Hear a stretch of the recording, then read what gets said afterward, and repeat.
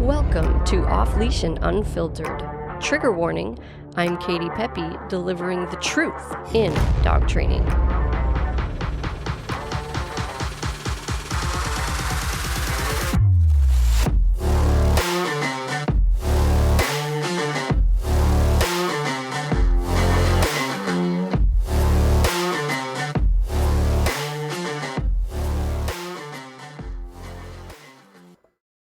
Hey everybody, this is your host, Katie Pepe. Before we jump in, I just wanted to take a quick second and remind you to hit the subscribe button because that helps us so much. We appreciate every subscribe and follow, and we have so much valuable information we want to share with you, so we don't want you to miss an episode. Without further ado, let's jump in.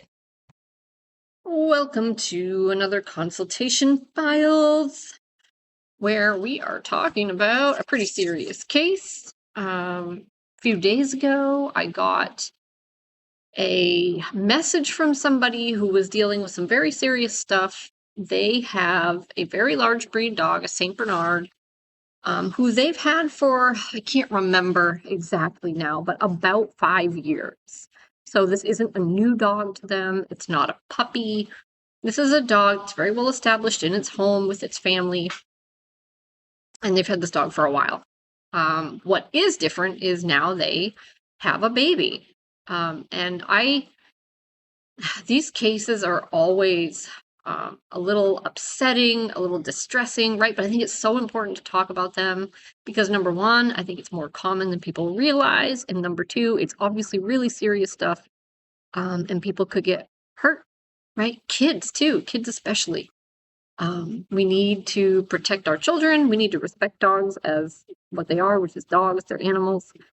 And I think getting clear on what's realistic, because that's like the number one question here, right? It's like, realistically, what can we expect to get out of the training? Like, that was this guy's question. And so let's talk about what's happening and how that phone call went and kind of what I would recommend, what I would suggest, and what are the things that this person has to consider. So large breed dog, new baby. I think the baby's actually about 8 months old now, but what starts happening, guys, right? As the baby starts to approach that 1 year mark, they're moving around a lot more, right? Baby starts doing tummy time and then they start crawling and moving around. And that can really freak some dogs out. People so have a tendency to pin human emotions on their dog. Like their dog values human life, understands the gravity of child's life and well-being, and they just don't. I mean, even other dogs, like all the time I have people tell me that their dog loves other dogs, and they don't. They just don't. Not that I think they actually have the capacity to quote unquote love other dogs or people, right? But even if you break that down to mean like enjoys other dogs, is social, a lot of times they're just not. So a good example is Daisy that I have here right now. She has a little dachshund, and I think her owner thinks she's a pretty social dog and likes, if I remember right, that did come up at the drop-off. And I haven't seen that. I haven't seen that at all. Really common with little dogs too. I think when Lottie was here, it was the same thing, and no fault of their owners. Like, I'm not picking on them, but it's just human nature. Number one, we tend to view our dog through kind of rose-colored lenses, but also we tend to take what we have with them and just sort of apply that to everything and everyone else. And the relationship your dog has with you and how they behave or feel about you is not going to be the same for other people or other animals. So you can have a very loving dog who wants to kill other animals, right? Or is terrified of strangers or whatever. So they're not the same. They're all individual relationships. And just because you have a sweet dog doesn't mean they're going to be sweet with other dogs. Right. And sometimes we also have a tendency to kind of judge a book by its cover, which is a huge mistake. Just because a dog is small doesn't mean they're small on the inside. just because a dog is cute and fuzzy, and even if they're cuddly, like behaviorally, that doesn't mean that they're going to like other dogs. There's nothing about any of those things that implies your dog will like other dogs, or people, or strangers, or kids, or any of those things. So we have a tendency to kind of do that, and sort of apply these traits to our dog that aren't real because of the way we feel about them, or the relationship we have with them, or the way they look, or all of the above. And that's just a big mistake. But nobody wants to think, that their dog isn't social or would be hostile or aggressive toward another person or dog. But it's just natural, normal dog behavior for dogs to do that. And in a lot of cases, they will. And sometimes it's really alarming. And I get that. But I think this is a really common occurrence where people bring a baby into the family. Suddenly the family grows by one or two if you have twins or more. And it can be really upsetting to see that your dog doesn't have the reaction you fully expected them to have. It can be even more upsetting if you don't notice it right away, right? There may be things that I would notice, or the trained eye would notice, but that the average person probably wouldn't. And then, you get 5, 10, 12 months into it, and suddenly you start to see it because it's now manifesting in a more severe manner, and it's really upsetting to see your dog threatening your baby, growling at your baby, or God forbid, biting your baby. So I want to talk a little bit about what these people are experiencing and what I usually recommend if you're bringing a baby into the family, and what I recommend if you've already got a baby in the family and you're seeing this stuff. So, number one, I just want to say you are absolutely a parent before you're a dog owner. And your number one priority has to be your child or children. And I did say that in our phone consultation. That's my number one top priority. Children need to be kept safe at all costs. It is not fair to put your child in a position where they might get hurt, and in this case, seriously hurt. But that being said, it doesn't mean there's no hope and that you should just go get rid of your dog. So let's talk about what's happening and what the considerations are. So what's happening is it sounds like this particular dog had some behavioral stuff in the past. Nothing super serious, but definitely had sort of a dominant streak in her where she used to guard things, especially food, from the other dog in the family. The other dog now is gone, passed away. But she would guard pretty ferociously from the other dog in the family. And I mean, guarding from other dogs, I don't necessarily even put that in the problem bucket. But if it's severe, then it certainly could be. Just letting dogs know that this thing is theirs and they don't want them to come near it isn't necessarily a big deal, but some dogs go off a cliff, and they're ready to fight to the death over the first infraction, right? And so it's this dog sounded a little more like a serious resource guarder. And so they did have to make it a point to kind of keep things picked up and sort of manage that relationship between their two dogs. So they had that going on. It sounds like the dog is definitely a little territorial, so isn't real sure about strangers coming in. They have to manage her if someone's coming into the house. So there's some stuff, right? There's some stuff to indicate this dog isn't necessarily in the best frame of mind, not where we would want them to live in a family home, right? We don't want a dog that's guarding things, being territorial. I think it's so important if you have a dog, especially a large breed dog, especially a power breed dog or something like that. Your dog has to be in a good frame of mind. They have to know what their role is, what the hierarchy is in the household, and that they are at the bottom. It's important, guys.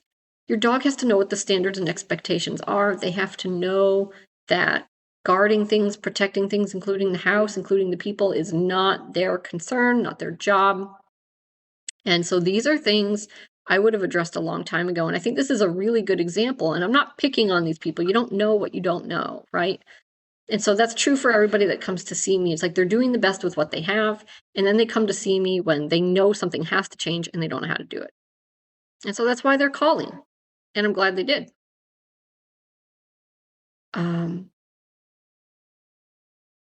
But these are things I would have addressed a long time ago, right? So this is the benefit. When we talk about keeping your dog on the straight and narrow from the get-go, right?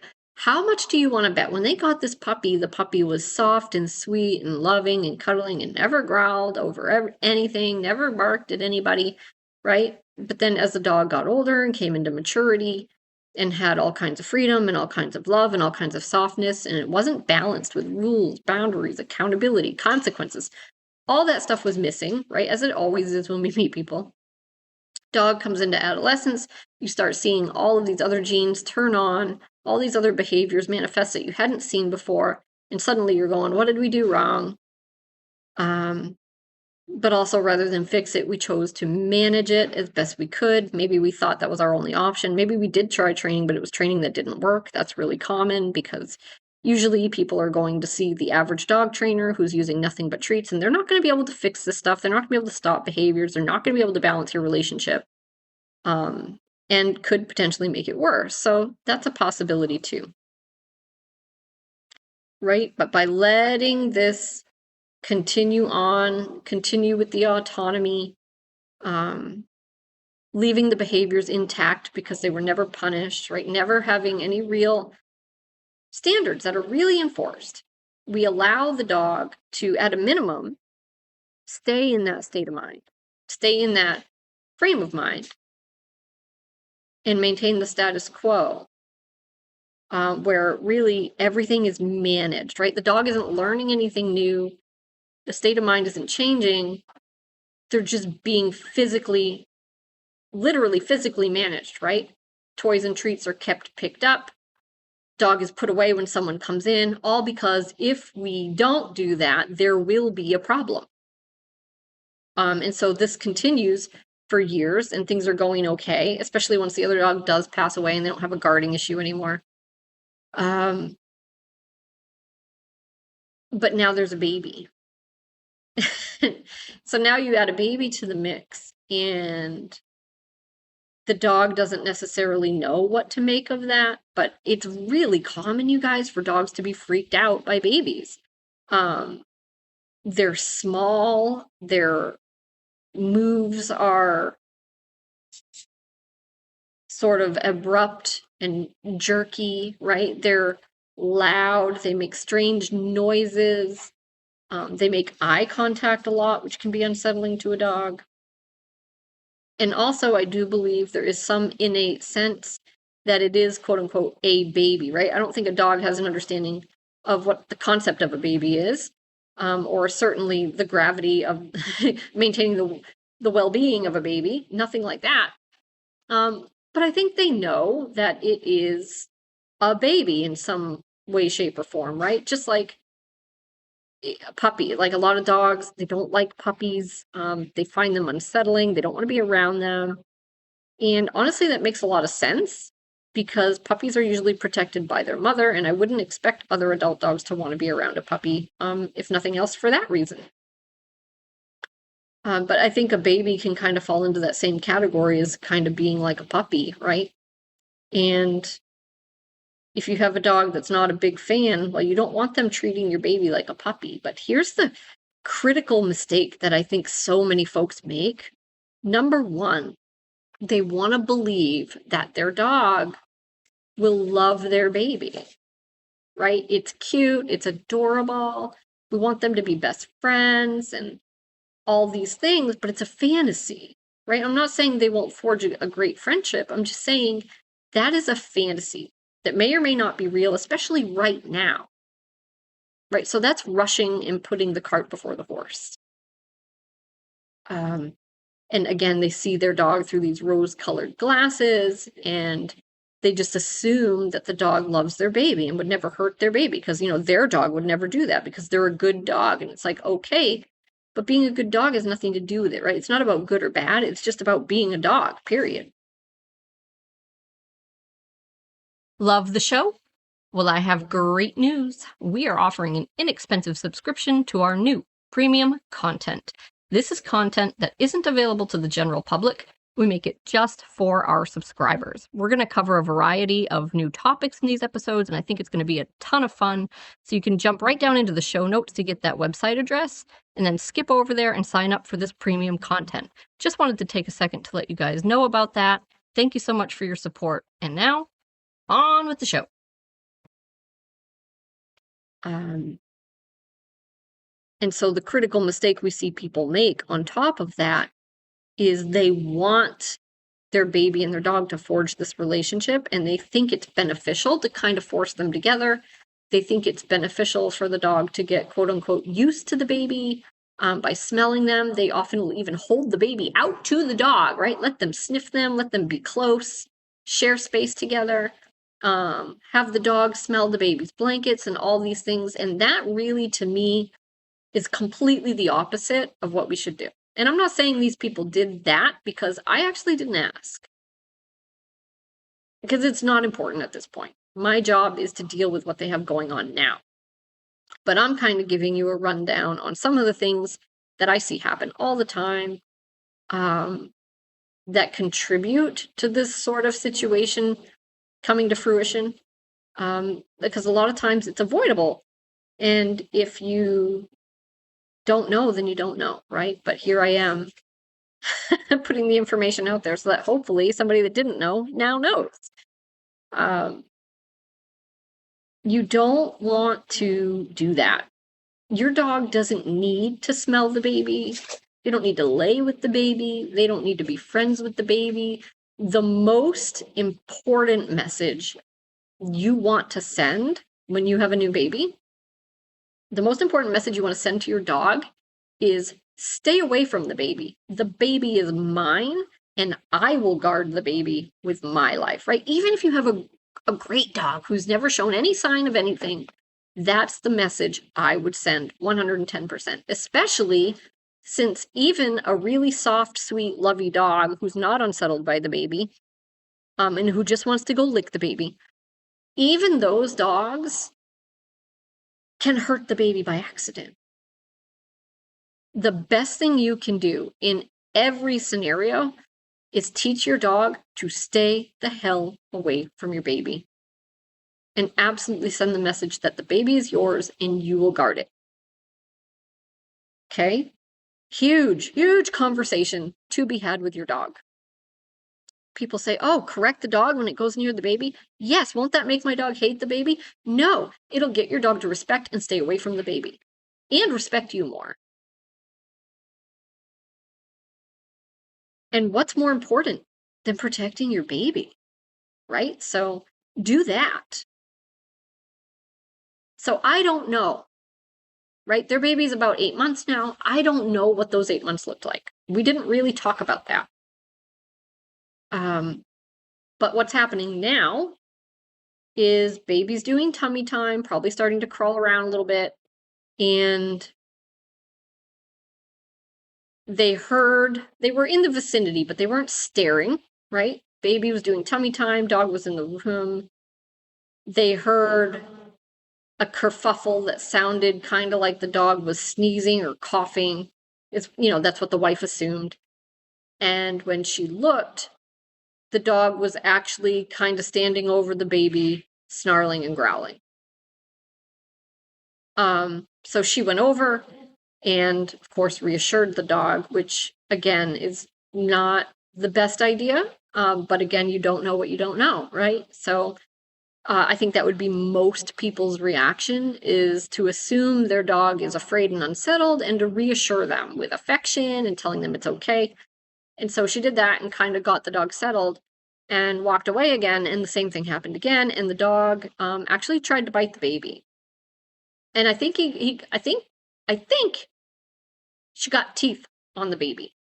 But there was no serious injuries or anything, but there very well could have been, whether that bite landed or not. I'm glad the baby's okay, but obviously you have to admit in a situation like that, that could have ended very, very badly. And the truth is, that stuff happens more than you know. So I hear about it quite often because I'm in the dog training field. That stuff comes across my feed. My friends are talking about it. I see it. I hear about it. I feel like the average person, the general public, does not. Unless it happens locally, you don't hear about it. But it happens every day. People get mauled. They get killed by dogs. Babies get attacked. And it's horrendous. It's horrific. And nobody wants to think that their dog could do that. But the fact is, whether your dog would do that or not, your dog doesn't have a moral compass. They don't know that it's wrong. They don't get it. They're not people. And so I'm so glad that this did not end that way. However, it's extremely concerning and confusing and alarming for the parents.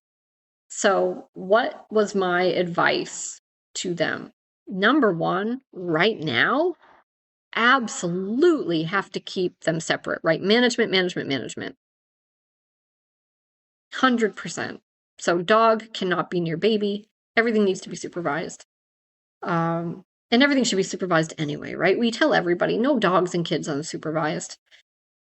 And I understand in some households with some kids and some dogs, like there are going to be moments the dog's alone with the kids. But generally speaking, it's not a good policy to have dogs and kids sharing space, especially for long periods of time unsupervised. So even in my house, my daughter's 10. She knows the rules. My dog is 6 and he's well trained. And they have a great relationship. But if I was going to be, like, if I was going to step out of the house and I was going to be out there doing yard work or out there for some period of time, I wouldn't leave them together. I just wouldn't. Like, it's just, it comes naturally to me to say, that's just too much. It's too much. Why? Because anything can happen. You're not there. And dogs have teeth. Right? Now, if I'm just going to the kitchen to get a drink or, I'm back and forth and I'm making dinner, no, I don't make a big deal. The dog's there. My daughter's there. They do fine. Right? But if I had a dog with any history, if their relationship had any kind of history, no, they'd be supervised 110% of the time. And it's just a good policy for kids and dogs to not be unsupervised together until your child is at least old enough to be trustworthy and reliable and to understand what is and isn't allowed and that they can't push those boundaries, and that they know how to treat a dog and that you know that they will treat the dog properly, right? And the dog has to be very, very trustworthy as well. But again, behavior is never guaranteed. Never. You just don't leave your kids alone with your dogs, even small dogs. I might say especially small dogs, the way I've seen most small dogs behave. But anyway, so management for them for now. They have to keep that baby safe. That is the most important thing. There's nothing more important than that. And so my first comment is, I think it's totally acceptable to rehome your dog. I even think it's acceptable to euthanize your dog. And I'm not saying that should be what this person does. Absolutely, that's not what I'm saying. But I think it's acceptable because here's the thing. When you have a dog that displays any kind of aggressive behavior, especially a big dog, rehoming to me just doesn't sound like much of an option.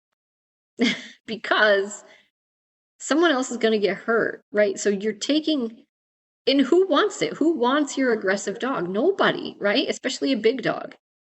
So if we're actually being honest with people when we're trying to rehome our dog and we're out there asking people, hey, you want my aggressive German Shepherd? You want my aggressive St. Bernard? You want my, pit bull that just bit my baby? Like, the answer is probably going to be no. I don't know anybody who's like, you know what? I'd really love to have an aggressive dog. I'd really love to have a big dog that bites sometimes. Like, that's not anybody's dream. And so I think euthanasia is always on the table. If you feel like your dog isn't safe enough to live in your home, euthanasia should be an option. And I'll never guilt people about that. I had to do it. If your dog isn't safe enough to live in your house, why should you assume they're safe enough to live in someone else's? And so it's kind of like passing the buck sometimes. But sometimes it's a reasonable option. And so if you think your dog, isn't safe enough in your house, but could be safe enough in someone else's, then maybe it's an option, right? But you have to be honest with people about what they're getting, about what your dog's quirks are, their triggers are, about what their tendencies are, about how intense they are. You have to have honest conversations with people and understand that they might not want that. But if your dog's triggers are very specific and very manageable, then maybe that is the right move. And I think these are all very, very personal decisions. So in this case, I told them if they choose to keep the dog in their home, they should absolutely do a training program. And in that training program, of course, it's going to be an e-collar program. We are going to condition the dog to the e-collar so that we can begin holding them accountable for everything we tell them to do. If you're wondering, well, is that going to fix the problem? The answer is no. That's just part of the recipe. So we train dogs to a very high level of reliability, and we do that so that, number one, you can control their behavior, you can tell them what to do, and now they have to listen to you. It's not negotiable. They 100% have to do the things you ask them to do. And so you get more control, but also you get a better relationship, right? You're now a more relevant entity. You deserve more respect. And it just builds that respect and that communication and that relationship up to where it needs to be. But it also just makes everything safer because now you can use that too in your household by implementing structure, right? You can put your dog on the place cot and they're not going to move because you've done the work. And your dog knows it's not negotiable, and your dog knows there's a consequence if they do move.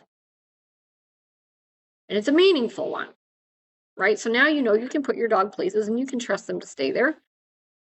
You're going to use your crate a lot, but you can also use the down command. You can also use the place command, right? And these are things that you will have to manage your household, and you'll be able to trust your dog to listen because you did the training.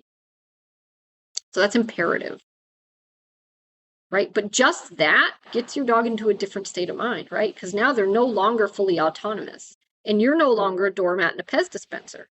So that changes things, guys, and it gets your dog hopefully into a different frame of mind where you're going to get a better version of them, right? Rather than the fully autonomous, I'm a king, this is my castle, I do whatever I want. It's like, no, not anymore. Now you do what I tell you to do, and you do that all the time. So that you can see that's a different frame of mind. So we recommend that. We recommend setting boundaries around the baby where the dog's not allowed to go near the baby. Dog is corrected for going up to the baby, right? And you can do that with things like their high chair and their tummy time blanket and their bouncer, right? Where you can teach the dog, you stay away from it. And kind of a neat little cool thing is they have, not scat mats, but it's a similar idea. It's like a collar that your dog would wear. And there is sort of a transmitter that if the dog gets near that, it shocks them, right? So now your baby could wear this transmitter, right? Or you could put it on their bouncer, on their swing, on their blanket. And now if the dog comes within a certain radius of those objects, of your baby, they receive a shock. And so the first few times I did this, I would definitely want to be prepared to give the dog some guidance and show them to move away, right? And after they do it a few times, it becomes second nature. And it might just be second nature immediately, right? But it might not. Especially if baby's been around for 5 months, 10 months, 12 months, and this has never happened before. So you want to be prepared to show your dog to move away after they receive that shock, and they will learn to stay away. And no, they're not going to hate the baby. They're just going to know baby's off limits, right? And your dog should know that 100%. Because even if your dog isn't going to growl at and bite the baby, they might step on them, jump on them, right? Bite them trying to get a toy away or something. Things happen. Keep your dog away from your child. Teach your dog boundaries. People are so opposed to having rules and boundaries with their dog. It is insane. It is by far the hardest part of my job. And there's nobody that deserves that more than your baby, guys. So I'm not saying teach the dog to be terrified to be in the room with your child.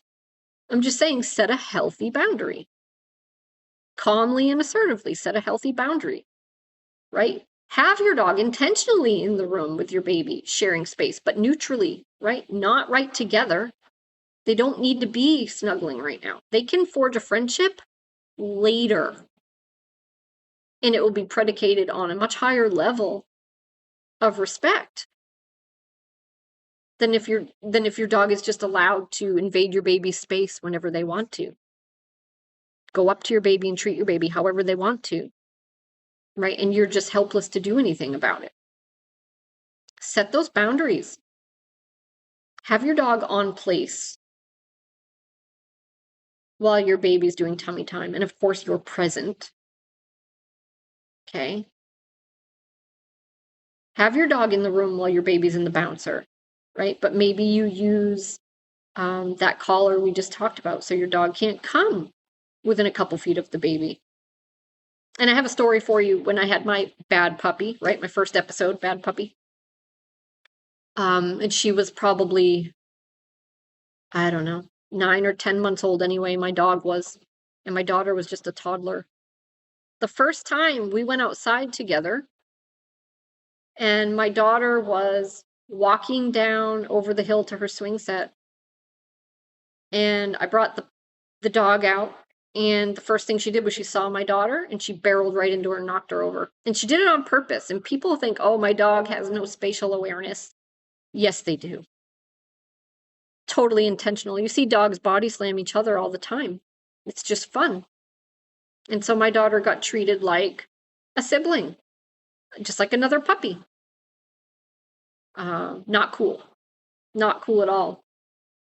So set those boundaries with your dog and your baby. And I'm not saying don't have them together. You actually want them to share space together, but in a neutral and respectful way that builds safety and trust.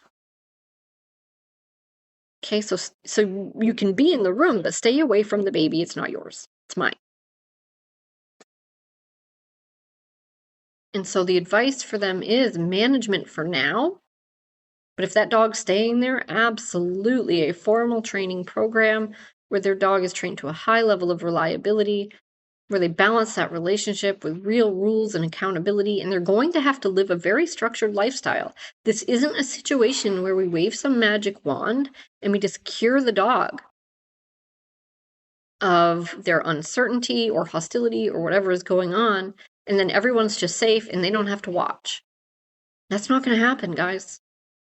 You have to be realistic. And so realistically, and I talked about this in the last episode, I know I told you there'd be some overlap, and there certainly is. We train that dog to be as safe as humanly possible. We train that dog to listen to its owners. If the dog growls at the baby, fixates on the baby, we're correcting that behavior. We're teaching the dog to respect the baby, stay away from the baby, all these things to make the dog so much safer.